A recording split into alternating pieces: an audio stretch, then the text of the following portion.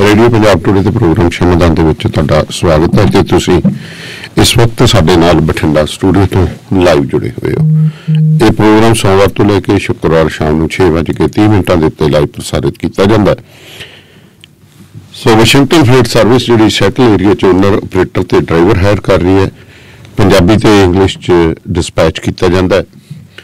तुसी संपर्क कर सकते हो जी जगदेव संधू होरां नाल 2532666924 ते जां गुरविंदर धालीवाल होरां दे नाल 2063544060 ते। बुक कीपिंग जां होर किसी तरह के टैक्सिस, पेरोल टैक्सिस जां बिजनेस टैक्सिस दीयां सेवावां दे लई एक्यूरेट अकाउंट्स एंड टैक्सिस वाले महेंद्र सिंह सोल ते लोकपाल सिंह सोल होरां दे नाल तुसीं संपर्क कर सकते हो 2491510 एवेन्यू कैंट वाशिंगटन ते जी। फोन नंबर है 2535208886। जेकर तुहाडे घरे मेहमान आ गए ने तां जां फिर तुसीं फूड ऑर्डर करना जां कैटरिंग करवाउणी है तां मक्खन नागरा होरां दे स्पाइस विलेज इंडियन रेस्टोरेंट ते तुसीं कॉल कर सकते हो 2063531699 जां 2532467296। इन्हां दी लोकेशन है जी 23609104 एवेन्यू कैंट ते। तुहाडे रीफर दे यूनिट जां गैस रीफिल कराउणी है जां DOT सेफ्टी जां किसी तरह की अलाइनमेंट जां बैलेंसिंग कराउणी है तो हमेशा याद रखो Malwa truck line and trailer repair service 10224 residency road Manassas highway 66 exit 43 के उत्ते मोबाइल नंबर है जी contact number 8043728800। Punjab truck and trailer repair इन्हां दा इक्को एक निशाना guaranteed great and quick service 3179797205 ਜਾਂ 6612045818 ਤੇ ਕਾਲ ਕਰ ਸਕਦੇ ਹੋ। ਲੋਕੇਸ਼ਨ ਹੈ ਜੀ 1315 ਵੈਸਟਰਨ ਐਵਨਿਊ ਇੰਡੀਅਨੈਪਲਿਸ। ਸੋ ਮੇਰੇ ਨਾਲ ਇਸ ਵਕਤ ਸਰਦਾਰ ਬਖਤੌਰ ਸਿੰਘ ਢਿੱਲੋਂ ਹੋਰੀ ਜੁੜ ਗਏ ਨੇ। ਢਿੱਲੋਂ ਸਾਹਿਬ ਸਤਿ ਸ਼੍ਰੀ ਅਕਾਲ ਜੀ। ਜੀ ਆਵਾਜ਼ ਆ ਰਹੀ ਹੈ ਢਿੱਲੋਂ ਸਾਹਿਬ? ਹਾਂਜੀ ਹਾਂਜੀ ਆ ਰਹੀ ਹੈ ਜੀ। ਸੋ ਢਿੱਲੋਂ ਸਾਹਿਬ ਗੱਲ ਕਰੀਏ ਕੌਮੀ ਇਨਸਾਫ ਮੋਰਚਾ ਲਗਾਤਾਰ जूझ रहा है इंसाफ के लिए तो उधर राम रहीम लगातार परोल ते बाहर आने दी तैयारियां आ रहे हैं लगातार किते इस बहाने ते किसी उस बहाने। सो की कहोगे तमाम घटनाक्रम?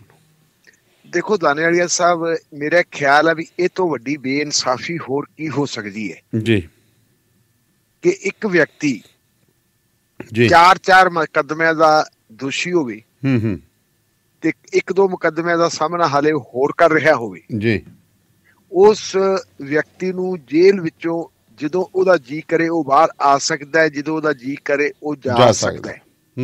ਉਹਦੇ ਤੇ ਕੋਈ ਬੰਦਿਸ਼ ਨਹੀਂ, ਕੋਈ ਪਾਬੰਦੀ ਨਹੀਂ। ਉਹ ਕਿਉਂ ਹੋ ਰਿਹਾ ਹੈ? ਜੇ ਆਪਾਂ ਗੱਲ ਰਾਮ ਰਹੀਮ ਦੀ ਕਰੀਏ ਤਾਂ ਰਾਮ ਰਹੀਮ ਦੇ ਉੱਤੇ ਜੇ ਸਿਲਸਿਲੇਵਾਰ ਉਹਦੇ ਕੇਸਾਂ ਦਾ ਜ਼ਿਕਰ ਕਰਨਾ ਚਾਹੀਏ ਜੀ ਤਾਂ ਸਭ ਤੋਂ ਪਹਿਲਾਂ ਮੇਰੇ ਉਹ ਸਮਾਂ ਯਾਦ ਆ ਰਿਹਾ ਜਦੋਂ ਇੱਕ ਚਿੱਠੀ ਅਖਬਾਰਾਂ ਦੇ ਵਿੱਚ ਪ੍ਰਕਾਸ਼ਿਤ ਹੋਈ ਸੀ। ਸਭ ਤੋਂ ਪਹਿਲਾਂ ਉਹ ਚਿੱਠੀ ਪ੍ਰਕਾਸ਼ਿਤ ਹੋਈ ਸੀ, ਇੱਕ ਅਖਬਾਰ ਨਿਕਲਦਾ ਹੁੰਦਾ ਸੀ ਪੂਰਾ ਸੱਚ ਸਿਰਸੇ ਤੋਂ ਜੀ। ਫਿਰ ਉਹ ਚਿੱਠੀ ਜਿਹੜੀ ਹੈਗੀ ਹੈ ਪ੍ਰਕਾਸ਼ਿਤ ਹੋਈ ਸੀਗੀ ਪੰਜਾਬ ਦੇ ਵਿੱਚ ਦੇਸ਼ ਸੇਵਕ ਅਖਬਾਰ ਦੇ ਵਿੱਚ। ਔਰ ਉਹ ਚਿੱਠੀ ਪ੍ਰਕਾਸ਼ਿਤ ਜਿਹੜੀ ਹੋਈ ਸੀ ਉਹ ਇਸ ਆਧਾਰ ਦੇ ਉੱਤੇ ਹੋਈ ਸੀ ਕਿਉਂਕਿ ਉਸ ਚਿੱਠੀ ਦੀਆਂ ਜਿਹੜੀਆਂ ਅਸਲ ਮੇਨ ਸੀਗੀਆਂ ਜਿਹਨੂੰ ਆਪਾਂ ਕਹਿ ਸਕਦੇ ਹਾਂ ਹਾਰਡ ਕਾਪੀਆਂ, ਬੁਨਿਆਦੀ ਚਿੱਠੀਆਂ, ਉਹ ਪੱਕੀਆਂ ਚਿੱਠੀਆਂ ਸੁਪਰੀਮ ਪੰਜਾਬ ਤੇ ਹਰਿਆਣਾ ਹਾਈ ਕੋਰਟ ਦੇ ਜੱਜ ਕੋਲ ਵੀ ਪਹੁੰਚ ਗਈ ਸੀ ਤੇ ਦੇਸ਼ ਦੇ ਪ੍ਰਧਾਨ ਮੰਤਰੀ ਅਟਲ ਬਿਹਾਰੀ ਵਾਜਪਾਈ ਕੋਲੇ ਵੀ ਪਹੁੰਚ ਗਈ ਸੀ ਜੀ। ਅਟਲ ਬਿਹਾਰੀ ਵਾਜਪਾਈ ਹੋਰਾਂ ਨੇ ਤਾਂ ਸ਼ਾਇਦ ਉਸ ਚਿੱਠੀ ਦਾ ਕੋਈ ਨੋਟਿਸ ਨਹੀਂ ਲਿਆ ਹੋਵੇ, ਲੇਕਿਨ ਪੰਜਾਬ ਤੇ ਹਰਿਆਣਾ ਹਾਈ ਕੋਰਟ ਦੇ ਚੀਫ ਜਸਟਿਸ ਨੇ ਉਸ ਚਿੱਠੀ ਦੀ ਗੰਭੀਰਤਾ ਨੂੰ ਦੇਖਦਿਆਂ ਉਹਦੀ ਇਨਕੁਆਇਰੀ ਮਾਰਕ ਕਰ ਦਿੱਤੀ ਸੀਗੀ CBI ਨੂੰ ਜੀ। ਉਸ ਚਿੱਠੀ ਦੇ ਵਿੱਚ ਲਿਖਿਆ ਕੀ ਸੀ? ਉਹ ਚਿੱਠੀ ਗੁਪਤ ਸੀ। ਉਸ ਚਿੱਠੀ ਦੇ ਉੱਤੇ ਕਿਸੇ ਸਾਧਵੀ ਦਾ ਨਾਂ ਨਹੀਂ ਪਾਇਆ ਸੀ। ਉਹ ਸਾਧਵੀਆਂ ਜਿਹੜੀਆਂ ਡੇਰਾ ਸੱਚਾ ਸੌਦਾ ਦੇ ਵਿੱਚ ਰਹਿੰਦੀਆਂ ਹੁੰਦੀਆਂ ਸੀ ਉਹਨਾਂ ਨੇ ਆਪਣੀ ਮਿੱਥਿਆ ਦੱਸੀ ਸੀ ਮਾਨਯੋਗ ਪ੍ਰਧਾਨ ਮੰਤਰੀ ਨੂੰ ਤੇ ਪੰਜਾਬ ਹਰਿਆਣਾ ਹਾਈ ਕੋਰਟ ਨੂੰ ਜੀ। ਉਹ ਕਹਿੰਦੀਆਂ ਸੀ ਕਿ ਅਸੀਂ ਸਾਰੇ ਪਿਤਾ ਜੀ ਕਹਿੰਦੇ ਆ ਰਾਮ ਰਹੀਮ ਨੂੰ, ਲੇਕਿਨ ਇਹ ਪਿਤਾ ਜੀ ਨੇ ਪਿਤਾ ਵਾਲਾ ਜਿਹੜਾ ਹੈਗਾ ਰੋਲ ਦੀ ਬਜਾਏ ਇਹਨੇ ਕੋਈ ਹੋਰ ਕਲੱਲਾ ਰੋਲ ਨਿਭਾਉਣਾ ਸ਼ੁਰੂ ਕਰ ਦਿੱਤਾ ਜੀ ਜੀ। ਸਾਡੀ ਜਿਹੜੀ ਹੈਗੀ ਆ ਬੇਬਸੀ, ਸਾਡੀ ਮਜਬੂਰੀ, ਸਾਡੀ ਜਿਹੜੀ ਬੰਦੀਪੁਣਾ ਜਿੱਥੇ ਅਸੀਂ ਬੈਠੀਆਂ ਵੀ ਆ ਉਹਦਾ ਫਾਇਦਾ ਉਠਾ ਕੇ ਤੇ ਇਹਨੇ ਸਾਡੇ ਨਾਲ ਜਿਹੜਾ ਹੈਗਾ ਉਹ ਜਬਰ ਜਨਾਹ ਕਰਨਾ ਸ਼ੁਰੂ ਕਰ ਦਿੱਤਾ ਹੈ ਜੀ। ਤੇ ਕਿਰਪਾ ਕਰਕੇ ਸਾਨੂੰ ਬਚਾਓ, ਸਾਨੂੰ ਕਰਾਓ ਇੱਥੋਂ ਮੁਕਤ। ਇਹ ਚਿੱਠੀ CBI ਨੂੰ ਜਦੋਂ ਮਾਰਕ ਹੋਈ ਸੀ ਤੇ ਮੇਰੇ ਨਾਂ ਯਾਦ ਹੈ ਜੀ, ਸਤੀਸ਼ ਡਾਗਰ ਇੱਕ ਡੀਐਸਪੀ ਹੁੰਦੇ ਸੀ, ਇੱਕ ਡਾਕਟਰ ਅਰਮਾਨਦੀਪ ਸਿੰਘ ਹੁੰਦੇ ਸੀ ਜੀ। ਹਾਂ, ਅਰਮਾਨਦੀਪ ਸਿੰਘ ਸਰ ਆਪਣੇ ਅੰਬਾਲੇ ਤੈਨਾਤ ਸੀ ਉਦੋਂ। ਹਾਂ, ਇਹ ਦੋ CBI ਦੇ ਜਿਹੜੇ ਸੀਗੇ ਅਫਸਰ, ਇਹਨਾਂ ਨੂੰ ਕਹਿਤਾ ਕਿ ਲਓ ਜੀ ਤੁਸੀਂ ਇਹਦੀ ਕਰੋ ਪੜਤਾਲ। ਤੇ ਉਹਨਾਂ ਨੇ ਜੀ ਫਿਰ ਉਹਦੀ ਪੜਤਾਲ ਕਰਕੇ, ਪੜਤਾਲ ਕਰਦਿਆਂ ਪੜਤਾਲ ਉਹਨਾਂ ਨੇ ਗੱਲ ਸਿਰੇ ਲਾਤੀ। ਪਰ ਇਸੇ ਸਮੇਂ ਦੌਰਾਨ ਜੀ ਨੇ ਸਭ ਤੋਂ ਪਹਿਲਾਂ ਚਿੱਠੀ ਛਾਪੀ ਸੀ ਜੀ, ਉਹਦਾ ਨਾਂ ਸੀ ਆਰਾਮ ਚੰਦਰ ਛਤਰਪਤੀ। ਤੇ ਜਿਹੜੀਆਂ ਕੁੜੀਆਂ ਨੇ ਹੌਸਲਾ ਕੀਤਾ ਸੀ ਗਵਾਹੀ ਦੇਣ ਦਾ ਜੀ, ਉਹਨਾਂ ਕੁੜੀਆਂ ਦੇ ਵਿੱਚੋਂ ਇੱਕ ਕੁੜੀ ਦੇ ਭਰਾ ਦਾ ਨਾਂ ਸੀ ਰਣਜੀਤ ਸਿੰਘ ਕੋਲੀਆਂ ਜੀ। ਕੋਲੀਆਂ ਪਿੰਡ ਹੈ ਔਰ ਇਹ ਜਿਹੜੇ ਛਤਰਪਤੀ ਤੇ ਰਣਜੀਤ ਸਿੰਘ ਕੋਲੀਆਂ ਦਾ ਉੱਪਰੋਂ ਥਲੀ ਕਤਲ ਹੋ ਜਾਂਦਾ ਜੀ ਜੀ।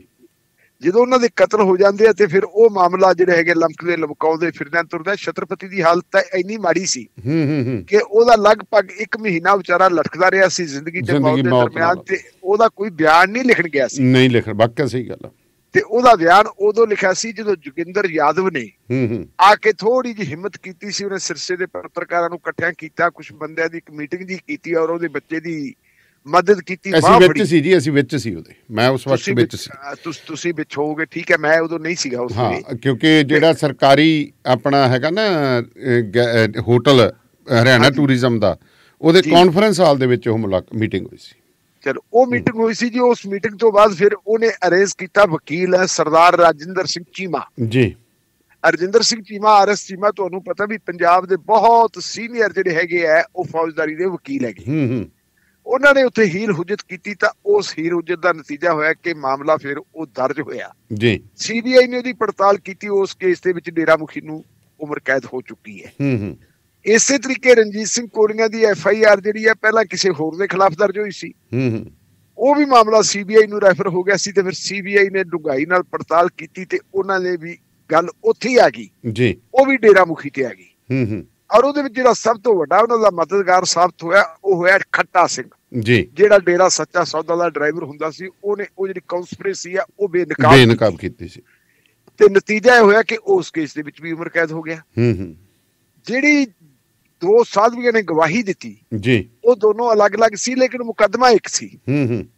ਇਹ ਮੁਕੱਦਮੇ ਦੀ ਫਿਰ ਜਦੋਂ ਤੁਹਾਨੂੰ ਪਤਾ ਸਮਾਇਤ ਹੋਈ, ਇਹਦੀ ਟ੍ਰਾਇਲ ਹੋਈ, ਇਹ ਟ੍ਰਾਇਲ ਵੀ ਪੰਚਕੂਲੇ ਹੋਈ ਸੀ ਜੀ। ਤੇ ਜਿਸ ਜੱਜ ਸਾਹਿਬ ਦੀ ਅਦਾਲਤ ਦੇ ਵਿੱਚ ਇਹ ਟ੍ਰਾਇਲ ਹੋਈ ਸੀ, ਉਸ ਜੱਜ ਸਾਹਿਬ ਦੀ ਹਾਲਤ ਤੇ ਉਹਦੀ ਅਦਾਲਤ ਦੀ ਹਾਲਤ ਕਿੰਨੀ ਭਿਆਨਕ ਸੀ ਇਹਦਾ ਅੰਦਾਜ਼ਾ ਤੋਂ ਲਾ ਸਕਦੇ ਆ ਕਿ ਆਲੇ ਦੁਆਲੇ ਵੱਡੀ ਤਾਦਾਦ ਦੇ ਵਿੱਚ ਉੱਥੇ ਪਬਲਿਕ ਇਕੱਠੀ ਹੋ ਗਈ ਸੀ। ਡੇਰੇ ਦੇ ਜਿਹੜੇ ਅਨੁਆਈ ਇਕੱਠੇ ਹੋ ਗਏ ਸੀ, ਪੈਰੋਕਾਰ ਸੀ।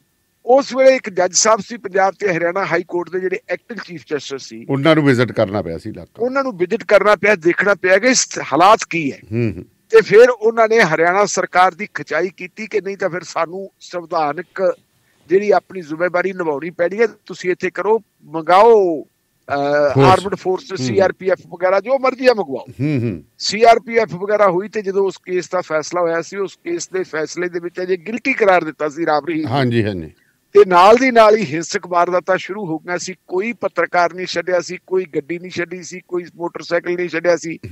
ਭੰਨ ਤੋੜ ਤੇ ਦੇ ਤੇਰੇ ਦੀ ਲੈ ਤੇਰੇ ਦੀ ਕਰ ਕਰਾ ਕੇ ਲਗਭਗ 35 ਦੇ ਕਰੀਬ ਲੋਕ ਤਾਂ ਉੱਥੇ ਮਰ ਗਏ ਸੀ ਤੇ 8-10 ਲੋਕ ਪਾਸੇ ਆਸੇ ਹੋਰ ਮਰ ਗਏ ਸੀ। 45 ਤੋਂ ਉੱਪਰ ਜਿਹੜੀਆਂ ਜਾਨਾਂ ਚਲੀਆਂ ਗਈਆਂ ਸੀ ਜੀ।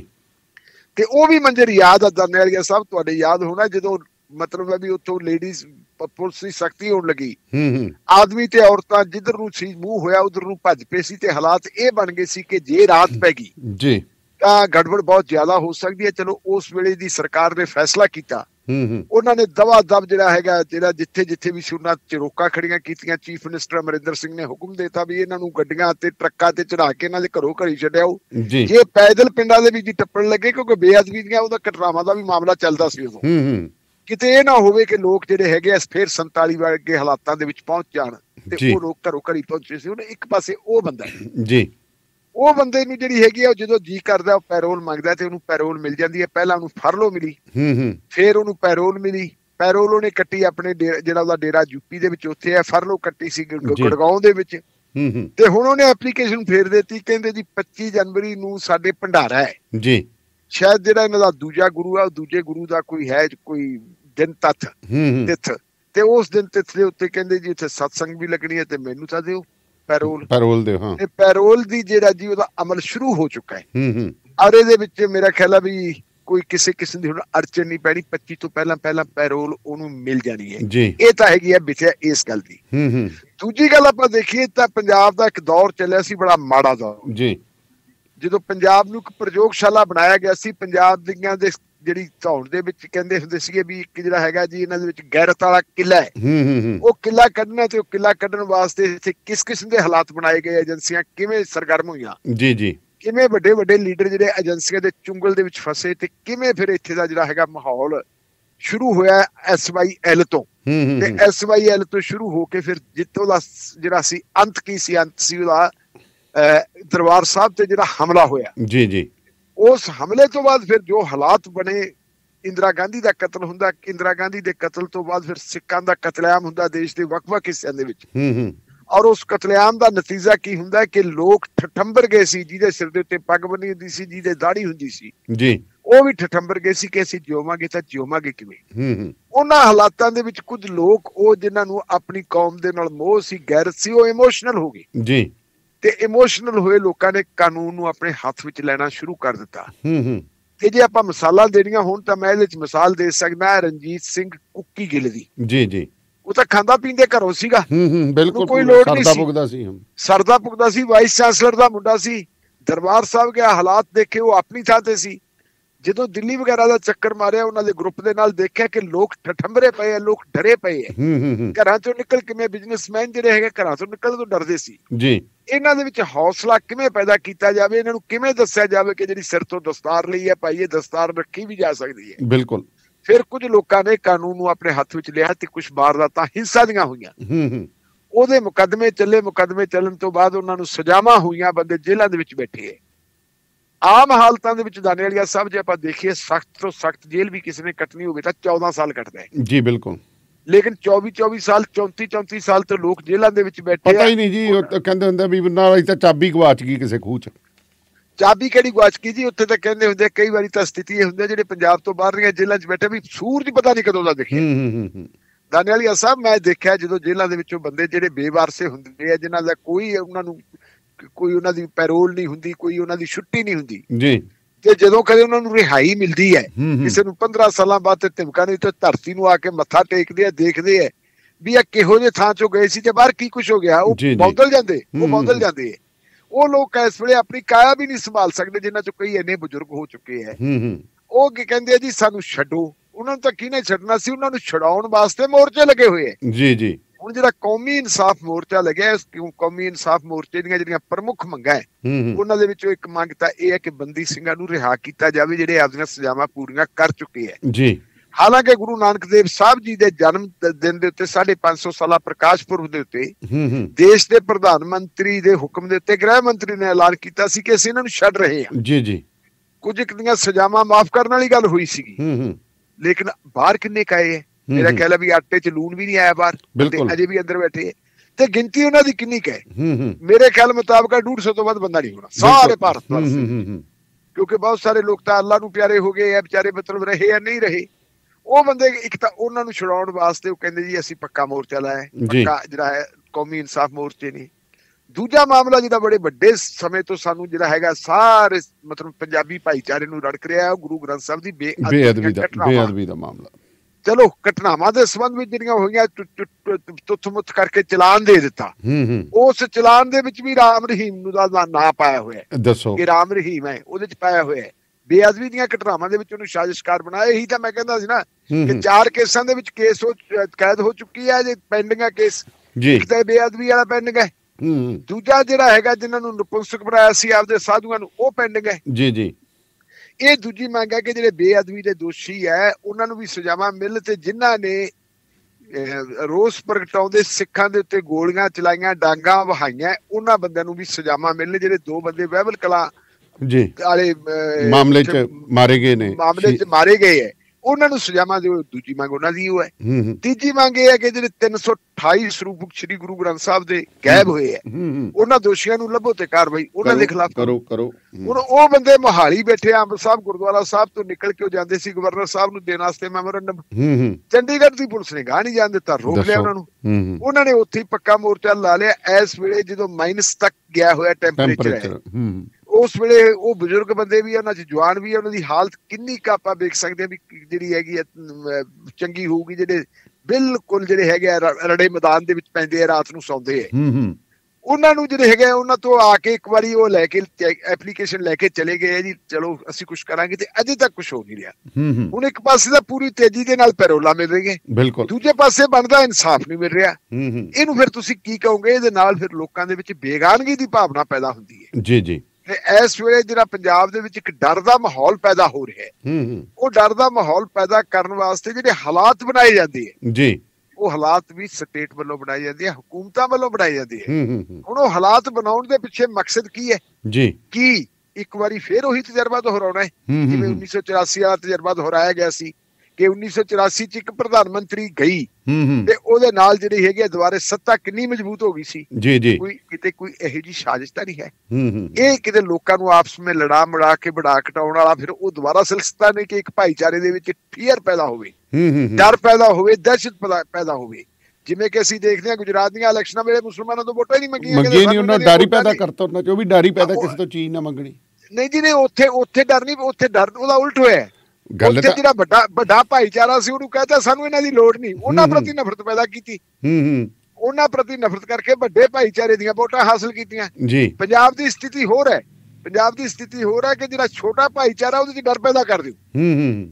ਵੱਡਾ ਭਾਈਚਾਰਾ ਤਾਂ ਪਹਿਲਾਂ ਹੀ 3-4 ਥਾਵਾਂ ਤੇ ਵੰਡਿਆ ਪਿਆ ਪੰਜਾਬ ਦੇ ਵਿੱਚ। ਆਪਾਂ ਜੇ ਲਾ ਲਈਏ ਸਿੱਖ ਬਸੋਂ, ਆਪਾਂ ਕਹਿ ਦਿੰਦੇ ਆ ਵੀ ਸਿੱਖ ਬਸੋਂ ਵਾਲੀ ਹੈ, ਕਿੱਥੇ ਵਾਲੀ ਹੈ?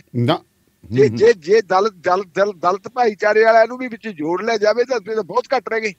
ਆਮ ਤੌਰ ਤੇ ਸਿੱਖਾਂ ਦੇ ਮਾਮਲੇ 'ਚ ਮੰਨਿਆ ਜਾਂਦਾ ਜੱਟ ਸਿੱਖ ਹੈ ਅਕਾਲੀ ਦਲ, ਬਿਲਕੁਲ ਬਿਲਕੁਲ, ਪਰ ਉਹਨਾਂ ਦੀ ਜਿਹੜੀ ਹੈਗੀ ਹੈ ਜੀ, ਉਹਨਾਂ ਦੀ ਪਾਪੂਲੇਸ਼ਨ ਕਿੰਨੀ 18-19% ਹੈ ਦਾਨੇਵਾਲੀਆ ਸਾਹਿਬ ਸਾਰੀ, ਬਿਲਕੁਲ 18-19% ਹੈ। ਤੇ ਦੂਜੇ ਪਾਸੇ ਜੇ ਮਤਲਬ ਹੈ ਜਿਹੜਾ ਹਿੰਦੂ ਭਾਈਚਾਰੇ ਦੇ ਦਲਿਤ ਭਾਈਚਾਰੇ ਦੇ ਵਿੱਚ ਦਹਿਸ਼ਤ ਪੈਦਾ ਹੁੰਦੀ ਹੈ, ਉਹ ਇੱਕ ਮੁੱਠ ਹੁੰਦੇ, ਇੱਕ ਯਕਮੁਸ਼ਤ ਹੁੰਦੇ ਆ, ਤੇ ਉਹਦਾ ਨਤੀਜਾ ਕੀ ਨਿਕਲੂਗਾ?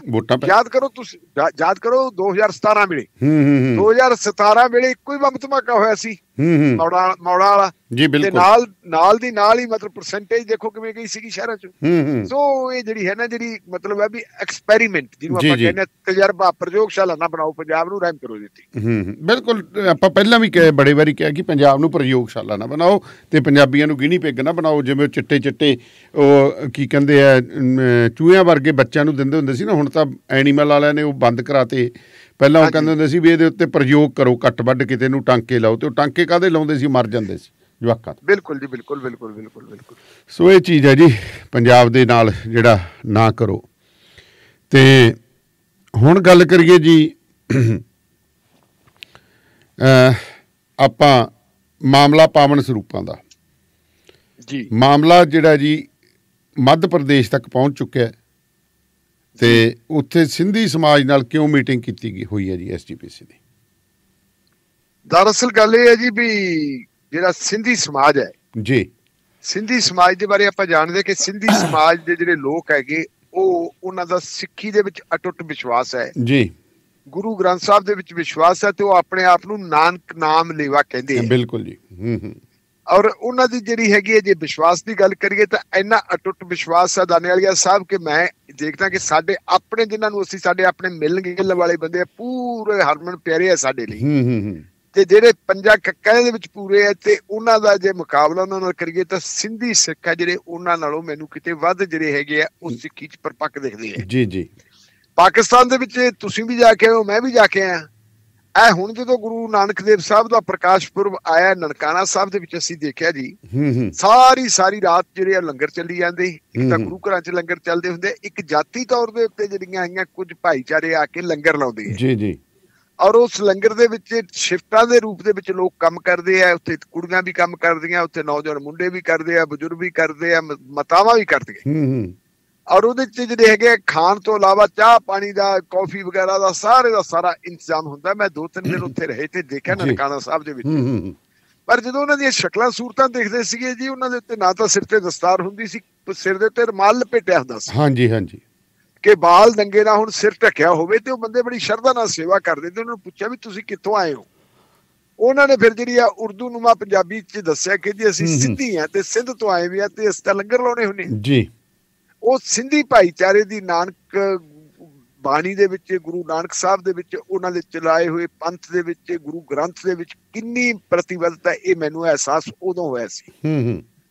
ਇੱਥੇ ਹੁਣ ਤੁਸੀਂ ਦੇਖੋ ਨਾ, ਪਿਛਲੇ ਸਮੇਂ 'ਚ ਪੰਜਾਬ ਦੇ ਵਿੱਚ ਵੀ ਇਹ ਗੱਲ ਉੱਠੀ ਸੀਗੀ ਜੀ ਵੀ ਦੇਖੋ ਜਿਹੜੇ ਹੈਗੇ ਆ ਗੁਰੂ ਗ੍ਰੰਥ ਸਾਹਿਬ ਦਾ ਮਾਣ ਸਤਿਕਾਰ ਨਹੀਂ ਪੂਰਾ ਹੁੰਦਾ ਜੀ।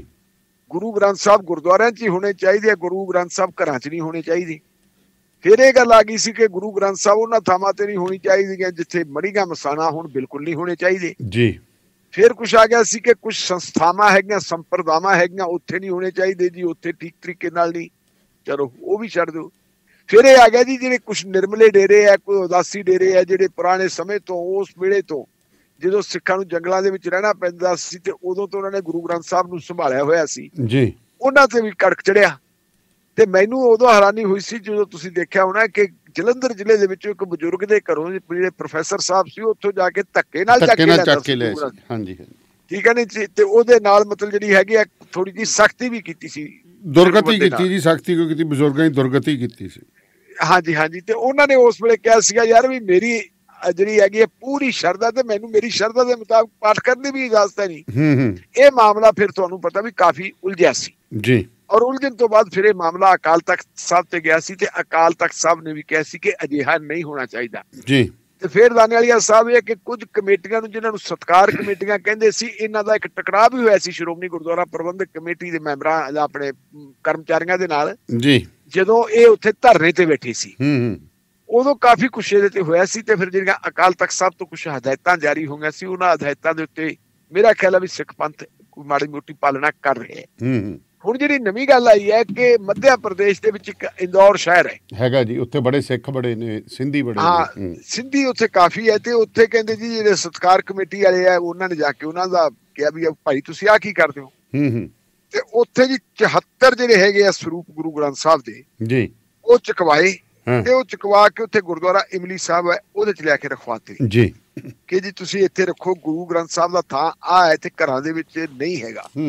ਇਹਦੇ ਨਾਲ ਦਾਨੇਵਾਲੀਆ ਸਾਹਿਬ ਉਹਨਾਂ ਦੇ ਵਿੱਚ ਇੱਕ ਭੈ, ਇੱਕ ਜਿਹੜੀ ਹੈਗੀ ਹੈ ਡਰ, ਤੇ ਇੱਕ ਜਿਹੜੀ ਹੈਗੀ ਹੈ ਉਦਾਸੀਨਤਾ, ਜਿਹੜੀ ਫਰਸਟ੍ਰੇਸ਼ਨ ਜਿਹਨੂੰ ਆਪਾਂ ਕਹਿ ਦਿੰਦੇ ਆ, ਉਹ ਛਾ ਗਈ ਹੈ ਲੋਕਾਂ ਦੀ। ਔਰ ਇਹੀ ਹੁਣ ਜਿਹੜੀ ਵੇਖਣ ਵਾਲੀ ਗੱਲ ਇਹ ਹੈ ਕਿ ਮੈਂ ਫੇਰ ਉੱਥੇ ਹੀ ਆਉਣਾ ਕਿ ਇੰਦਰਾ ਗਾਂਧੀ ਦੇ ਕਤਲ ਤੋਂ ਬਾਅਦ ਜੋ ਕੁਛ ਹੋਇਆ ਸੀ ਉਹ ਬਗਾਨਿਆਂ ਨੇ ਕੀਤਾ ਸੀ। ਬਿਲਕੁਲ ਉਦੋਂ ਫਰਸਟ੍ਰੇਟ ਹੋਏ ਸੀਗੇ ਜਾਂ ਤਾਂ ਭਾਈਚਾਰਾ ਤੇ ਜਾਂ ਜਿਹੜੇ ਨਾਨਕ ਨਾਮ ਲੈਵਾ ਲੋਕ ਹੈ, ਜੇ ਉਹਨਾਂ ਦੇ ਵਿੱਚ ਡਰ ਪੈਦਾ ਹੋ ਗਿਆ ਤਾਂ ਮੈਂ ਸਮਝਦਾ ਵੀ ਇਹ ਫਰਸਟ੍ਰੇਸ਼ਨ ਹੈ। ਬਿਲਕੁਲ ਇਹ ਬੜੀ ਮਾੜੀ ਫਰਸਟ੍ਰੇਸ਼ਨ ਹੈ। ਇਹ ਨਹੀਂ ਖੈਰ ਚੰਗੀ ਗੱਲ ਹੋਈ ਕਿ ਸ਼੍ਰੋਮਣੀ ਗੁਰਦੁਆਰਾ ਪ੍ਰਬੰਧਕ ਕਮੇਟੀ ਦੀ ਇੱਕ ਟੀਮ ਉੱਥੇ ਗਈ ਜੀ, ਉਸ ਟੀਮ ਨੇ ਜਾ ਕੇ ਉਹਨਾਂ ਨਾਲ ਗੱਲਬਾਤ ਕੀਤੀ ਹੈ, ਉਹਨਾਂ ਦਾ ਹੌਸਲਾ ਬਣਾਇਆ ਜੀ, ਔਰ ਉਹਨਾਂ ਨੇ ਕਿਹਾ ਕਿ ਅਸੀਂ ਜਿਹੜੀ ਹੈਗੇ ਸ਼੍ਰੋਮਣੀ ਗੁਰਦੁਆਰਾ ਪ੍ਰਬੰਧਕ ਕਮੇਟੀ ਨੂੰ ਆਪਣੀ ਰਿਪੋਰਟ ਭਾਈ ਸਾਰੀ ਦੇਵਾਂਗੇ ਜੀ, ਔਰ ਅਗਲੀ ਕਾਰਵਾਈ ਹੈ ਜਿਹੜੀ ਉਹ ਸ਼੍ਰੋਮਣੀ ਗੁਰਦੁਆਰਾ ਪ੍ਰਬੰਧਕ ਕਮੇਟੀ ਕਰੂਗੀ। ਹੁਣ ਸ਼੍ਰੋਮਣੀ ਗੁਰਦੁਆਰਾ ਪ੍ਰਬੰਧਕ ਕਮੇਟੀ ਅੱਗੇ ਕੀ ਕਰਦੀ ਹੈ ਦਾਨੇਵਾਲੀਆ ਸਾਹਿਬ, ਇਹ ਤਾਂ ਭਵਿੱਖ ਤੇ ਨਿਰਭਰ ਹੈ। ਤੇ ਪਰ ਇਹ ਵੀ ਇਹ ਹੈ ਕਿ ਜੇ ਕੋਈ ਬੰਦਾ ਗੁਰੂ ਗ੍ਰੰਥ ਸਾਹਿਬ ਨੂੰ ਮੰਨਦਾ ਹੈ, ਗੁਰਬਾਣੀ ਨੂੰ ਮੰਨਦਾ ਹੈ, ਤਾਂ ਉਹਨੂੰ ਜਿਹੜਾ ਹੈਗਾ ਗੁਰਬਾਣੀ ਪੜ੍ਹਨ ਦਾ, ਗੁਰਬਾਣੀ ਸੁਣਨ ਦਾ ਮੌਕਾ ਮਿਲਣਾ ਚਾਹੀਦਾ। ਸਾਂਭ ਸੰਭਾਲ ਜੇ ਉਹ ਮਰਿਆਦਾ ਮੁਤਾਬਕ ਕਰਦਾ ਤਾਂ ਉਹਨੂੰ ਕਰਨੀ ਚਾਹੀਦੀ ਜੀ ਜੀ। ਮੇਰਾ ਮੰਨਣਾ ਇਹ ਹੈ ਕਿ ਵਿਦੇਸ਼ਾਂ ਦੇ ਵਿੱਚ ਜਿਹੜੇ ਹੈਗੇ ਬਹੁਤ ਸਾਰੇ ਸਾਡੇ ਸਿੱਖ ਭਾਈਚਾਰੇ ਦੇ ਲੋਕ ਹੈ ਜਿਨ੍ਹਾਂ ਨੇ ਜਿਹੋ ਜਿਹੀਆਂ ਥਾਵਾਂ ਤੇ ਉਹ ਕੰਮ ਕਰਦੇ ਆ, ਕੰਮ ਕਰਨ ਵੇਲੇ ਕਈ ਵਾਰੀ ਲੋਕਾਂ ਨੂੰ ਆਪਣੇ ਜਿਹੜੇ ਹੈਗੇ ਆ ਉਹ ਕਕਾਰਾਂ ਦੇ ਉੱਤੇ ਪੂਰਾ ਪਹਿਰਾ ਨਹੀਂ ਦੇ ਸਕਦੇ ਜੀ ਜੀ। ਉਹਨਾਂ ਨੂੰ ਕੁਝ ਮਤਲਬ ਆਪਾਂ ਇਹ ਨਹੀਂ ਕਹਿ ਸਕਦੇ ਕਿ ਉਹ ਪਰਪੱਕ ਸਿੱਖ ਹੈਗੇ, ਲੇਕਿਨ ਸਿੱਖੀ ਦੇ ਵਿੱਚ ਉਹਨਾਂ ਦੀ ਆਸਥਾ ਤੇ ਵਿਸ਼ਵਾਸ ਕਿਤੇ ਸਾਡੇ ਨਾਲੋਂ ਵੱਧ ਹੈ। ਔਰ ਜੇ ਆਪਾਂ ਦੇਖੀਏ ਤਾਂ ਮੇਰਾ ਤਾਂ ਇਹ ਮੰਨਣਾ ਦਾਨੇਵਾਲੀਆ ਸਾਹਿਬ, ਤੁਸੀਂ ਮੇਰੇ ਨਾਲ ਸਹਿਮਤ ਹੋਗੇ ਕਿਸੇ ਹੱਦ ਤੱਕ ਜੀ ਜੀ, ਕਿ ਸਿੱਖੀ ਜੇ ਹੈ ਉਹ ਸਿੱਖੀ ਜਿਹੜੀ ਹੈਗੀ ਹੈ ਪੰਜਾਬ ਤੋਂ ਬਾਹਰ ਤੇ ਵਿਦੇਸ਼ਾਂ 'ਚ ਹੈ। ਬਿਲਕੁਲ ਜਿਨ੍ਹਾਂ ਲੋਕਾਂ ਨੇ ਉਹਦੇ ਤੇ ਪਹਿਰਾ ਦਿੱਤਾ ਹੋਇਆ ਔਰ ਪਹਿਰਾ ਦੇ ਰਹੇ ਅੱਜ ਦੀ ਘੜੀ ਵੀ, ਉਹ ਲੰਗਰ ਵੀ ਲਾਉਂਦੇ ਆ, ਉਹ ਸਾਰਾ ਕੁਛ ਕਰਦੇ ਆ। ਜੇ ਚਲੋ ਆਪਾਂ ਕਿਸੇ ਦਾ ਨਾਂ ਵੀ ਲਈਏ, ਦੁਨੀਆ ਦੇ ਵਿੱਚ ਜਿੱਥੇ ਵੀ ਕਿਤੇ ਮੁਸੀਬਤ ਪੈਂਦੀ ਹੈ ਉੱਥੇ ਜਾ ਕੇ ਹੋਰ ਜਿਹੜੇ ਆ, ਜਦੋਂ ਮਾਮਾ ਪੁੱਤਾਂ ਨੂੰ ਨਹੀਂ ਨਾ ਪਛਾਣਦੀਆਂ, ਸਾਡੇ ਭਾਈਚਾਰੇ ਦੇ ਲੋਕ ਜਾ ਕੇ ਉੱਥੇ ਮਦਦ ਕਰਦੇ ਹੈ। ਰੈੱਡ ਕਰਾਸ ਦੀ ਭਾਵਨਾ ਜਿਹੜੀ ਹੈ ਮਗਰੋਂ ਪੈਦਾ ਹੁੰਦੀ ਹੈ, ਪਹਿਲਾਂ ਤਾਂ ਜਿਹੜੀ ਹੈਗੀ ਆ ਉਹ ਸਿੱਖੀ ਚੋਂ ਇਹ ਚੀਜ਼ ਸਾਰੀ ਨਿਕਲ ਕੇ ਆਉਂਦੀ ਹੈ। ਔਰ ਇਹਦੇ ਤੇ ਆਪਾਂ ਨੂੰ ਤਾਂ ਉਮੀਦ ਇਹ ਹੈ ਕਿ ਸ਼ਾਇਦ ਇਹਦੇ ਨਾਲ ਥੋੜਾ ਬਹੁਤਾ ਹੁਣ ਕੋਈ ਫਰਕ ਪਵੇ, ਕੋਈ ਨਾ ਕੋਈ ਡਿਵੈਲਪਮੈਂਟ ਚੰਗੀ ਹੋਵੇ। ਸ਼੍ਰੋਮਣੀ ਗੁਰਦੁਆਰਾ ਪ੍ਰਬੰਧਕ ਕਮੇਟੀ ਨੂੰ ਮੈਂ ਸਮਝਦਾ ਵੀ ਇਸ ਮਾਮਲੇ ਨੂੰ ਨਿਪਟਾਉਣਾ ਚਾਹੀਦਾ, ਤੇ ਅਸੀਂ ਬੇਨਤੀ ਕਰਾਂਗੇ ਸਤਿਕਾਰ ਕਮੇਟੀ ਵਾਲਿਆਂ ਨੂੰ ਵੀ ਤੁਸੀਂ ਭਾਵਨਾ ਦੇਖੋ ਬੰਦਿਆਂ ਦੀ, ਉਹਨਾਂ ਦੇ ਸਰੂਪ ਨਾ ਦੇਖੋ, ਉਹਨਾਂ ਦੇ ਚਿਹਰੇ ਨਾ ਦੇਖੋ ਕਿ ਚਿਹਰੇ ਕਿਹੋ ਜਿਹੇ। ਢਿੱਲੋਂ ਸਾਹਿਬ, ਮੈਂ ਤੁਹਾਡੀ ਗੱਲ ਨੂੰ ਥੋੜਾ ਜਿਹਾ ਅੱਗੇ ਵਧਾਉਣਾ। ਮੈਂ ਨਾ ਕੁਛ ਅਫਰੀਕਾ ਦੀਆਂ ਸੀਰੀਜ਼ ਦੇਖ ਰਿਹਾ ਸੀ ਜੀ। ਮੈਂ ਘਾਨਾ ਚ ਕੈਪੀਟਲ ਦੇ ਵਿੱਚ ਉੱਥੇ ਦੇਖਿਆ ਜੀ, ਉੱਥੇ ਮੰਦਿਰ ਹੈ, ਵਿੱਚੇ ਗੁਰਦੁਆਰਾ ਹੈ, ਪਰ ਨਾ ਜਿਹੜੀ ਬਿਲਡਿੰਗ ਉਹਨੂੰ ਗੁਰਦੁਆਰਾ ਕਹਿੰਦੇ ਨੇ ਜੀ। ਗੁਰੂ ਗ੍ਰੰਥ ਸਾਹਿਬ ਸੁਸ਼ੋਭਿਤ ਨੇ ਜੀ। ਪਾਠੀ ਸਿੰਘ ਤਾਂ ਹੈ ਨਹੀਂ, ਸਿੱਖ ਬੜੇ ਲਿਮਟਿਡ ਹੈ, ਹਿੰਦੂ ਬੜੇ ਲਿਮਟਿਡ ਹੈ ਜੀ, ਪਰ ਉੱਥੇ ਅਫਰੀਕੀ ਹੈ, ਉਹਨੂੰ ਸਿਕਿਉਰਿਟੀ ਪ੍ਰੋਵਾਈਡ ਕਰਦੇ ਆ। ਪਰ ਜਿੱਥੇ ਗੁਰੂ ਗ੍ਰੰਥ ਸਾਹਿਬ ਸੁਸ਼ੋਭਿਤ ਆ, ਉਹਦੇ ਨਾਲ ਹਿੰਦੂਆਂ ਨੇ ਆਪਣਾ ਜਿਹੜਾ ਹਿੰਦੂ ਭਾਈਚਾਰੇ ਨੇ ਆਪਣੀਆਂ ਮੂਰਤੀਆਂ ਵੀ ਸਥਾਪਿਤ ਕੀਤੀਆਂ ਨੇ। ਅੱਛਾ ਜੀ, ਠੀਕ ਹੈ, ਇੱਕੋ ਜਗ੍ਹਾ ਤੇ ਦੋਨੇ ਚੀਜ਼ਾਂ ਜੀ। ਹੁਣ ਮੈਨੂੰ ਇੱਕ ਗੱਲ ਦੱਸੋ ਵੀ ਉੱਥੇ ਕੀ ਗੁਨਾਹ ਹੋ ਰਿਹਾ ਜੀ? ਕੀ ਗੁਨਾਹ ਤਾਂ ਕੁਛ ਨਹੀਂ ਹੋ ਰਿਹਾ। ਇਸੇ ਤਰ੍ਹਾਂ ਲੰਡਨ ਦੇ ਵਿੱਚ ਸਿੰਧੀ ਭਾਈਚਾਰਾ ਰਹਿੰਦਾ ਜੀ, ਉਹ ਵੀ ਗੁਰੂ ਗ੍ਰੰਥ ਸਾਹਿਬ ਦਾ ਪਾਠ ਕਰਦੇ ਨੇ ਜੀ, ਬੜੇ ਲੋਕ ਗੁਰੂ ਗ੍ਰੰਥ ਸਾਹਿਬ ਨੂੰ ਮੰਨਦੇ ਨੇ ਜੀ। ਠੀਕ ਹੈ, ਹੁਣ ਉਹ ਚੀਜ਼ਾਂ ਨੇ ਜਿਹੜੀਆਂ ਵੀ ਉੱਥੇ ਦੱਸੋ ਵੀ ਜਿੱਥੇ ਉਹਨਾਂ ਦੀ ਮਜਬੂਰੀ ਬਣ ਗਈ, ਗੁਰੂ ਗ੍ਰੰਥ ਸਾਹਿਬ ਨਾਲ ਜੁੜੇ ਰਹਿਣਾ ਵੀ ਮਜਬੂਰੀ ਹੈ ਜੀ। ਪਾਠੀ ਸਿੰਘ ਵੀ ਹੈ ਨਹੀਂ, ਉਨੇ ਕੁ ਬੰਦੇ ਹੈਗੇ ਅਕੀਦਾ, ਉਹਨਾਂ ਨੇ ਜਾਣਾ, ਮੰਨਣਾ, ਮੱਥਾ ਟੇਕਣਾ ਜੀ। ਜਾਂ ਤਾਂ ਫਿਰ ਉੱਥੇ ਸਾਡੀਆਂ ਜਿਹੜੇ ਸਤਿਕਾਰ ਕਮੇਟੀਆਂ ਵਾਲੇ ਉੱਥੇ ਪ੍ਰੋਵਾਈਡ ਕਰਨ ਜਗ੍ਹਾ, ਉੱਥੇ ਗ੍ਰੰਥੀ ਸਿੰਘ ਪ੍ਰੋਵਾਈਡ ਕਰਨ। ਬਿਲਕੁਲ, ਜਿਵੇਂ ਬੰਗਲਾਦੇਸ਼ ਗੁਰਦੁਆਰੇ ਨੇ ਆਪਣੇ, ਢਾਕਾ 'ਚ 2 ਗੁਰਦੁਆਰੇ ਤੇ ਉੱਥੇ 25-30 ਹੈ, ਪਰ ਉੱਥੇ ਜਿਹੜੀ ਪਾਠੀ ਸਿੰਘ ਭੇਜਿਆ ਜਾਂਦਾ ਹੈ ਉਹ ਪਟਨਾ ਸਾਹਿਬ ਤੋਂ ਭੇਜਿਆ ਜਾਂਦਾ ਹੈ। ਜੀ ਜੀ ਜੀ, ਠੀਕ ਹੈ, ਫਿਰ ਇਹ ਜ਼ਿੰਮੇਵਾਰੀਆਂ ਲਓ। ਬਿਲਕੁਲ ਬਿਲਕੁਲ ਬਿਲਕੁਲ ਬਿਲਕੁਲ ਬਿਲਕੁਲ ਜ਼ਰੂਰ। ਅਫਰੀਕਾ ਦੇ ਬੜੇ ਦੇਸ਼ਾਂ ਦੇ ਵਿੱਚ ਇਹ ਚੀਜ਼ ਹੈਗੀ ਹੈ। ਲੰਡਨ ਦੇ ਵਿੱਚ ਪਿੱਛੇ ਜੇ ਤੁਹਾਨੂੰ ਪਤਾ ਹੋਏਗਾ ਕਿ ਉੱਥੋਂ ਵੀ ਗੁਰੂ ਗ੍ਰੰਥ ਸਾਹਿਬ ਦੇ ਸਰੂਪ ਚੁਕਾਏ ਗਏ ਨੇ ਸਿੰਧੀਆਂ ਦੇ ਗੁਰੂ ਘਰ ਚੋਂ ਵੀ ਤੁਸੀਂ ਇੱਥੇ ਮੂਰਤੀ ਦੀ ਸਥਾਪਨਾ ਕਿਉਂ ਕੀਤੀ ਹੈ ਤੇ ਗੁਰੂ ਗ੍ਰੰਥ ਸਾਹਿਬ ਦੀ ਸਥਾਪਨਾ ਬਰਾਬਰ ਨਹੀਂ ਹੋ ਸਕਦੀ ਜੀ। ਪਰ ਉੱਥੇ ਉਹਨਾਂ ਲਈ ਇੱਕ ਅਕੀਦਾ ਹੈ ਜੀ ਜੀ, ਆਹ ਚੀਜ਼ ਹੈ। ਬਿਲਕੁਲ ਬਿਲਕੁਲ ਬਿਲਕੁਲ ਬਿਲਕੁਲ ਬਿਲਕੁਲ ਜੀ ਜੀ ਜੀ ਜੀ। ਸੋ ਇਹਦੇ ਉੱਤੇ ਵੀ ਇੱਕ ਵਿਚਾਰ ਜਿਹੜੇ ਸਾਡੇ ਸਿੱਖ ਜਿਹੜੇ ਆਪਾਂ ਜਿਹੜੇ ਹੈਗੇ ਨੇ ਚਿੰਤਕ ਨੇ ਉਹ ਇਹਦੇ ਉੱਤੇ ਵਿਚਾਰ ਕਰਨ। ਬਿਲਕੁਲ ਜੀ, ਬਿਲਕੁਲ ਬਿਲਕੁਲ ਸਹੀ ਗੱਲ ਜੀ ਜੀ। ਸੋ ਕੁਛ ਵਪਾਰਕ ਸੁਨੇਹੇ ਦੇ ਦਈਏ ਤੇ ਫਿਰ ਜੁੜਦੇ ਹਾਂ ਜੀ ਆਪਾਂ, ਬ੍ਰੇਕ ਲੈਂਦੇ ਇੱਕ। ਤੇ ਜੇਕਰ ਤੁਸੀਂ ਵੀ ਰੇਡੀਓ ਪੰਜਾਬ ਟੂਡੇ ਦੇ ਆਪਣੇ ਪ੍ਰੋਗਰਾਮ ਸ਼ਮਾਦਾਨ ਦੇ ਵਿੱਚ ਕੋਈ ਮਸ਼ਹੂਰੀ ਕਰਾਉਣਾ ਚਾਹੁੰਦੇ ਹੋ ਤਾਂ ਤੁਸੀਂ ਸਾਡੇ ਨਾਲ ਸੰਪਰਕ ਕਰ ਸਕਦੇ ਹੋ 97 801 41 ਕੱਪੜਿਆਂ ਦੀ ਤੇ ਸ਼ਾਪਿੰਗ ਹੋ ਗਈ ਲਾਜਵਾਬ, ਪਰ ਜੁਐਲਰੀ ਕਿੱਥੋਂ ਲੈਣੀ ਹੈ? ਫਿਕਰ ਨਾ ਕਰੋ, ਜਿੱਥੇ ਲੋਕ ਸੂਟ ਦੇਖਦੇ ਰਹਿ ਜਾਣਗੇ ਉੱਥੇ ਗਹਿਣੇ ਦੇ ਡਿਜ਼ਾਈਨ ਦੀ ਵੀ ਤਾਰੀਫ ਕੀਤੇ ਬਿਨਾਂ ਰਹਿਣਗੇ ਨਹੀਂ, ਕਿਉਂਕਿ ਏਸੀ ਜੁਐਲਰਸ ਕੈਂਟ ਵਾਲਿਆਂ ਦੇ ਕੋਲ ਹੈ 22 ਕੈਰਟ ਦੇ ਸੋਨੇ ਦੇ ਗਹਿਣੇ, ਔਰਤਾਂ ਮਰਦਾਂ ਬੱਚਿਆਂ ਦੇ ਵੰਨ-ਸਵੰਨੇ ਗਹਿਣਿਆਂ ਦੀ ਬੇਸ਼ੁਮਾਰ ਤੇ ਲੇਟੈਸਟ ਵੈਰਾਈਟੀ। ਇਹਨਾਂ ਦੇ ਸ਼ੋਰੂਮ 'ਚ ਸੋਨੇ, ਚਾਂਦੀ, ਹੀਰਿਆਂ ਦੇ ਗਹਿਣੇ ਭਰੇ ਰਹਿੰਦੇ ਨੇ, ਜਿੱਥੇ ਹੈ kundan set, jadau set, polki set, ਹੀਰੇ ਜੜੇ set, light weight necklace, chain, ਕੜੇ, ਚੂੜੀਆਂ, ਨਗਾਂ ਵਾਲੀਆਂ ਸੋਹਣੀਆਂ ਮੁੰਦਰੀਆਂ, ਝੁਮਕੇ ਵਾਲੀਆਂ ਤੇ ਹੋਰ ਬਥੇਰਾ ਕੁਝ। ਏਸੀ ਜਿਊਲਰ ਸ਼ਟਲ ਵਿੱਚ ਹਰ ਹਫਤੇ ਨਵੀਂ ਸ਼ਿਪਮੈਂਟ ਆਉਂਦੀ ਹੈ। ਤੁਹਾਡੇ ਪਸੰਦ ਦੇ ਤੁਹਾਡੇ ਸਾਈਜ਼ ਮੁਤਾਬਕ ਗਹਿਣੇ 2 ਹਫ਼ਤਿਆਂ ਵਿੱਚ ਤਿਆਰ ਕਰਵਾ ਕੇ ਦਿੰਦੇ ਹਨ ਤੇ ਰਿਪੇਅਰ ਵੀ ਕਰਦੇ ਹਨ। 24 ਕੈਰਟ ਸੋਨੇ ਦੇ ਬਿਸਕੁਟ ਖਰੀਦ ਅਤੇ ਵੇਚ ਸਕਦੇ ਹੋ। 100% ਪਿਓਰ ਗਰੰਟੀ ਵਾਲੇ ਗਹਿਣੇ ਲੈਣ ਲਈ ਪਹੁੰਚੋ 25416 100 fort avenue, south East, cantt. ਓਏ ਮੇਰੇ ਵੀਰ, ਮੈਨੂੰ ਬਸ ਇੱਕ ਗੱਲ ਦੱਸ ਦੇ ਵੀ ਆ ਜਿਹੜੀ ਤੂੰ ਟਰੈਵਲਿੰਗ ਕਰਦਾ ਤੇ ਉਹਦੇ ਤੋਂ ਬਾਅਦ ਫਰੈਸ਼ ਰਹਿਣਾ, ਇਹਦਾ ਰਾਜ਼ ਕੀ ਹੈ?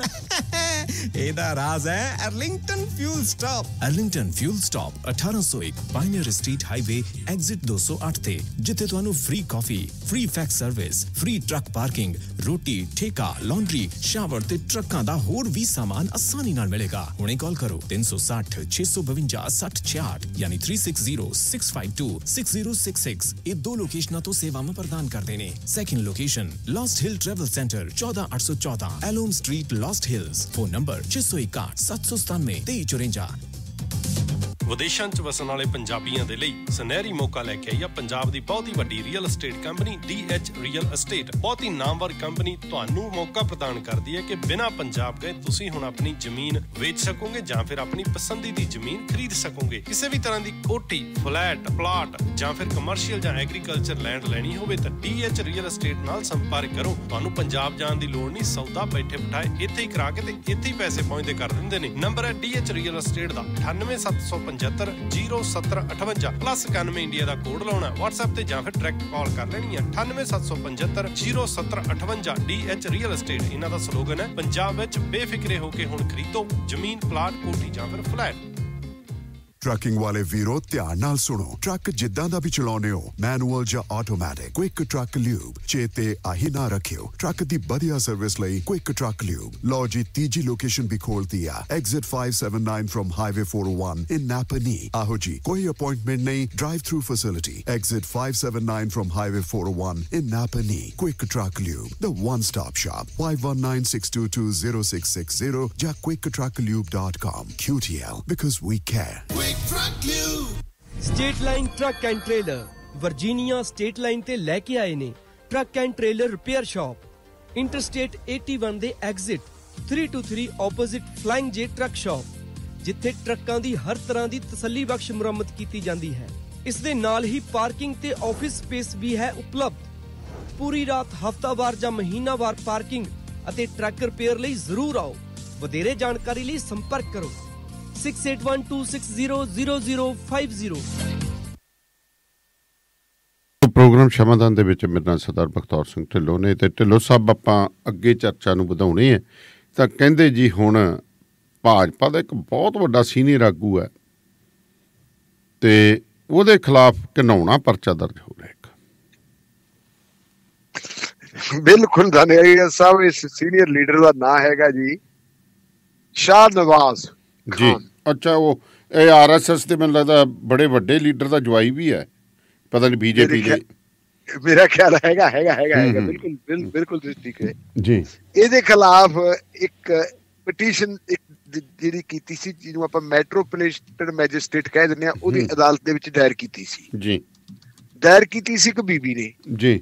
ਮੈਟਰੋਪੋਲੀਟਨ ਮੈਜਿਸਟ੍ਰੇਟ ਜਿਹੜਾ ਹੈਗਾ ਆਮ ਤੌਰ ਦੇ ਉੱਤੇ ਆਪਣੇ ਸ਼ਹਿਰਾਂ 'ਚ ਨਹੀਂ ਹੁੰਦਾ, ਕਿਉਂਕਿ ਆਪਣੇ ਸ਼ਹਿਰ ਹੈ ਛੋਟੇ। ਜਿਹੜੇ ਵੱਡੇ ਸ਼ਹਿਰ ਆ ਜਿਵੇਂ ਦਿੱਲੀ ਹੋ ਗਈ, ਕਲਕੱਤਾ ਹੋ ਗਿਆ, ਜਿਹੜੇ ਇਸ ਤਰ੍ਹਾਂ ਦੇ ਸ਼ਹਿਰ ਆ, ਉਹਨਾਂ ਸ਼ਹਿਰਾਂ ਦੇ ਵਿੱਚ ਮੈਟਰੋਪੋਲੀਟਨ ਮੈਜਿਸਟ੍ਰੇਟ ਹੈ ਜੀ। ਇਸ ਬੀਬੀ ਨੇ ਉਹਦੇ 'ਚ ਇਲਜ਼ਾਮ ਕੀ ਲਾਇਆ, ਆਪਦੀ ਜਿਹੜੀ ਐਪਲੀਕੇਸ਼ਨ ਇਹਨੇ ਪਾਈ ਜਾਂ ਪਟੀਸ਼ਨ ਪਾਈ, ਇਹ ਕਹਿੰਦੀ ਜੀ ਵੀ 2 ਅਪ੍ਰੈਲ 2018 ਦੇ ਵਿੱਚ ਮੈਨੂੰ ਇਹਨੇ ਬੁਲਾਇਆ ਸੀ ਆਪਣੇ ਸ਼ਾਹ ਨਵਾਜ਼ ਖਾਨ ਨੇ। ਇੱਕ ਛਤਰਪੁਰ ਹੈ ਕੋਈ ਦਿੱਲੀ ਦੇ ਵਿੱਚ, ਉੱਥੇ ਫਾਰਮ ਹਾਊਸ ਹੈ, ਤੇ ਉੱਥੇ ਬੁਲਾਇਆ ਸੀ ਮੈਨੂੰ ਜੀ। ਮੈਨੂੰ ਪੀਣ ਲਈ ਕਹਿੰਦੀ ਵੀ ਇਹਨੇ ਕੋਲਡ ਡਰਿੰਕ ਦਿੱਤਾ ਤੇ ਉਸ ਕੋਲਡ ਡਰਿੰਕ ਦੇ ਵਿੱਚ ਪਹਿਲਾਂ ਹੀ ਕੋਈ ਮਤਲਬ ਜਿਹੜੀ ਹੈਗੀ ਹੈ ਨਸ਼ੀਲੀ ਚੀਜ਼ ਮਿਲਾਈ ਹੋਈ ਸੀ ਜੀ। ਉਹ ਕਹਿੰਦੇ ਵੀ ਮੈਂ ਕੋਲਡ ਡਰਿੰਕ ਪੀਂਦੀ ਗਈ ਤੇ ਨਾਲ ਦੀ ਨਾਲ ਹੀ ਮੈਂ ਜਿਹੜੀ ਆ ਅਰਧ ਬੇਹੋਸ਼ੀ ਵਾਲੀ ਸਥਿਤੀ ਦੇ ਵਿੱਚ ਪਹੁੰਚ ਗਈ ਜੀ। ਮੇਰੀ ਉਸ ਸਥਿਤੀ ਦਾ ਮਤਲਬ ਜਿਹੜਾ ਹੈਗਾ ਲਾਹਾ ਲੈ ਕੇ ਇਸ ਬੰਦੇ ਨੇ ਮੇਰੇ ਨਾਲ ਜਿਹੜੀ ਹੈਗੀ ਹੈ ਭੈੜੀ ਹਰਕਤ ਕੀਤੀ, ਮੇਰਾ ਮਤਲਬ ਜਿਹੜਾ ਹੈਗਾ ਇੱਜ਼ਤ ਲੁੱਟੀ ਜੀ। ਇਹਨੇ ਇਸ ਬੀਬੀ ਨੇ ਉਹ ਐਪਲੀਕੇਸ਼ਨ ਜਿਹੜੀ ਹੈਗੀ ਉਹ ਪਾਤੀ ਸੀ ਤੇ ਉਸ ਐਪਲੀਕੇਸ਼ਨ ਦੇ ਉੱਤੇ ਫਿਰ 12 ਜੁਲਾਈ 2018 ਨੂੰ ਮੈਜਿਸਟ੍ਰੇਟ ਸਾਹਿਬ ਨੇ ਹੁਕਮ ਦਿੱਤਾ ਕਿ ਸ਼ਾਹ ਨਵਾਜ਼ ਖਾਨ ਦੇ ਖਿਲਾਫ FIR ਦਰਜ ਕੀਤੀ ਜਾਵੇ ਜੀ। ਜਿਹੜੀ FIR ਦਰਜ ਕਰਨ ਦਾ ਹੁਕਮ ਹੋਇਆ ਜੀ, ਹੋਇਆ ਧਾਰਾ 376 ਰੇਪ, 328, 120B ਤੇ 506 ਇਹਨਾਂ ਧਾਰਾਵਾਂ ਦੇ ਤਹਿਤ ਮੁਕੱਦਮਾ ਦਰਜ ਹੋਣ ਦਾ ਹੁਕਮ ਹੋ ਗਿਆ ਜੀ। ਤੇ ਸ਼ਾਹ ਨਵਾਜ਼ ਖਾਨ ਕਿਉਂਕਿ ਬਹੁਤ ਵੱਡੇ ਲੀਡਰ ਹੈ ਤੇ ਫਿਰ ਖਾਨ ਸਾਹਿਬ ਸਿੱਧੇ ਉੱਠੇ ਜੀ। ਇਹ ਸਿੱਧੇ ਆ ਗਏ ਹਾਈ ਕੋਰਟ ਨੂੰ। ਵਕੀਲ ਇਹਨਾਂ ਨੇ ਵੱਡੇ ਕਰ ਲਏ। ਵਕੀਲਾਂ ਦੀ ਤਾਂ ਕੋਈ ਕਮੀ ਨਹੀਂ ਹੁੰਦੀ ਪੈਸੇ ਵਾਲੇ ਬੰਦਿਆਂ ਵਾਸਤੇ। ਔਰ ਹਾਈ ਕੋਰਟ ਦੇ ਵਿੱਚ ਆ ਕੇ ਨੇ ਕਿਹਾ ਜੀ ਮੇਰੇ ਨਾਲ ਬੇਇਨਸਾਫੀ ਹੋ ਰਹੀ ਹੈ, ਮੇਰੇ ਖਿਲਾਫ ਜਿਹੜਾ ਪਰਚਾ ਦਰਜ ਕਰਨ ਦਾ ਹੁਕਮ ਦਿੱਤਾ ਇਹ ਨਜਾਇਜ਼ ਹੈ ਜੀ, ਜਾਂ ਇਹ ਠੀਕ ਨਹੀਂ ਤੇ ਇਹਨੂੰ ਰੱਦ ਕੀਤਾ ਜਾਵੇ ਹੇਠਲੀ ਅਦਾਲਤ ਦੇ ਹੁਕਮ ਨੂੰ।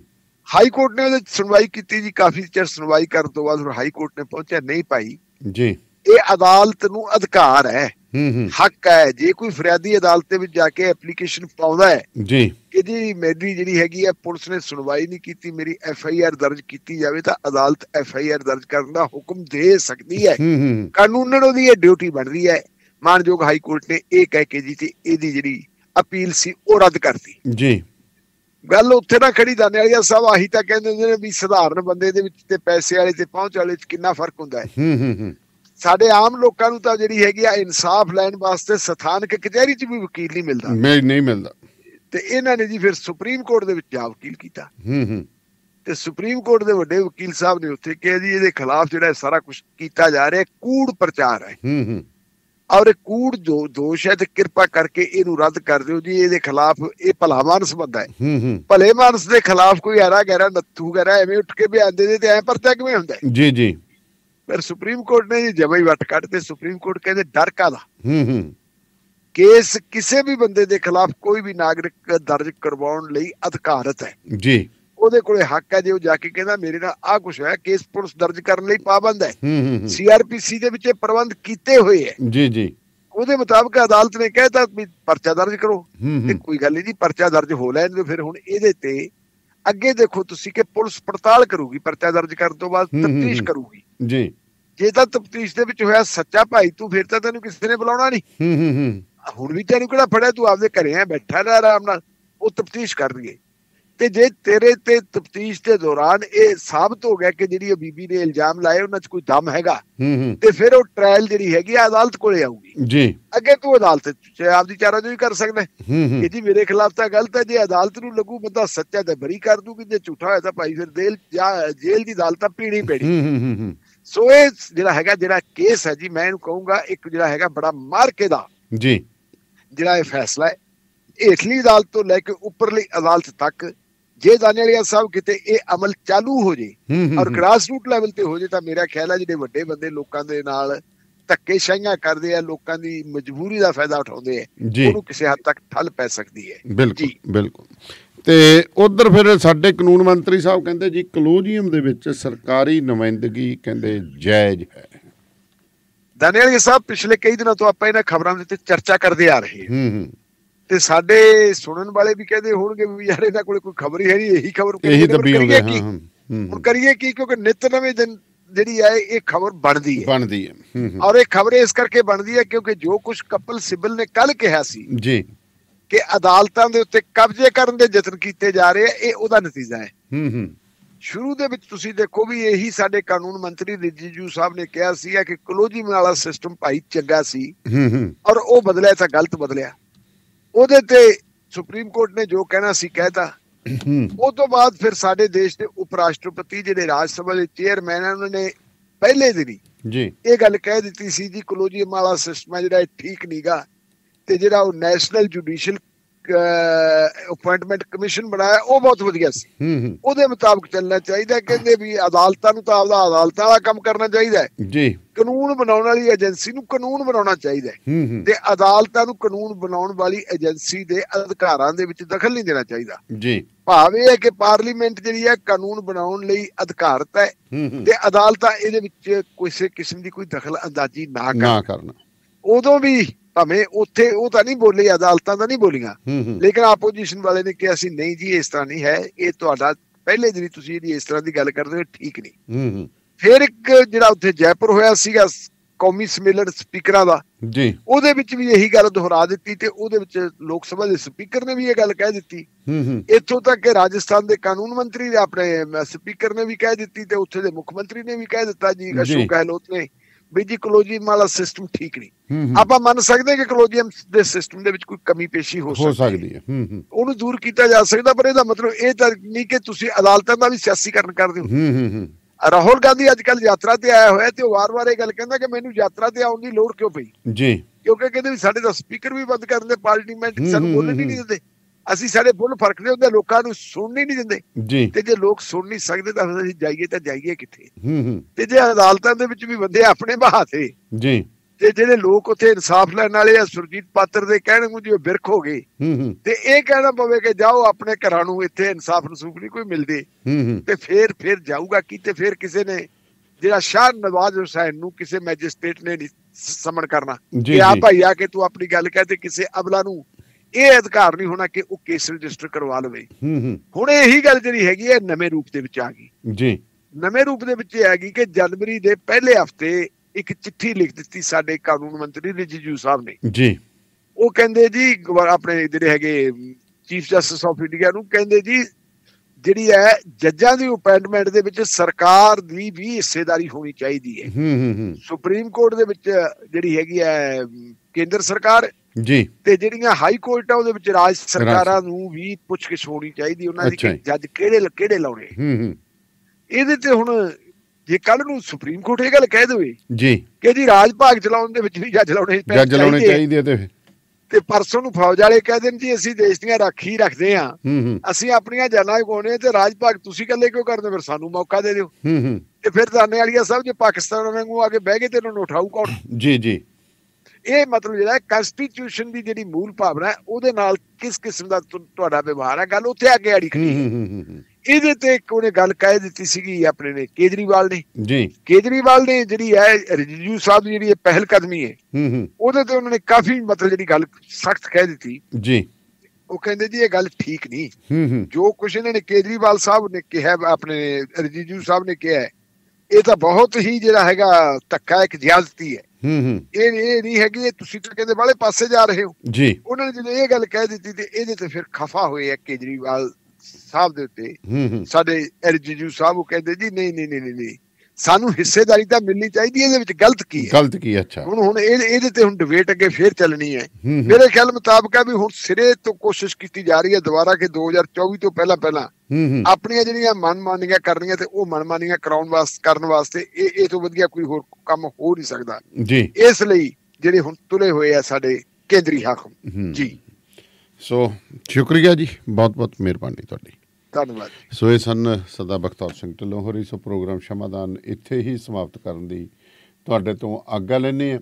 ਸੋ ਇਹ ਗੱਲਬਾਤ ਤੁਹਾਨੂੰ ਕਿਸ ਤਰ੍ਹਾਂ ਲੱਗੀ, ਫੇਸਬੁੱਕ ਪੇਜ ਅਤੇ ਯੂਟਿਊਬ ਚੈਨਲ ਦੇ ਉੱਤੇ ਹੇਠਾਂ ਕਮੈਂਟ ਜ਼ਰੂਰ ਕਰਨਾ। ਸੋ ਜੇਕਰ ਤੁਸੀਂ ਵੀ ਕਿਸੇ ਪ੍ਰਕਾਰ ਦੀ ਐਡਵਰਟੀਜ਼ਮੈਂਟ ਦੇਣਾ ਚਾਹੁੰਦੇ ਹੋ ਤਾਂ ਤੁਸੀਂ ਸਾਡੇ ਨਾਲ ਸੰਪਰਕ ਕਰ ਸਕਦੇ ਹੋ 97 801 41 741।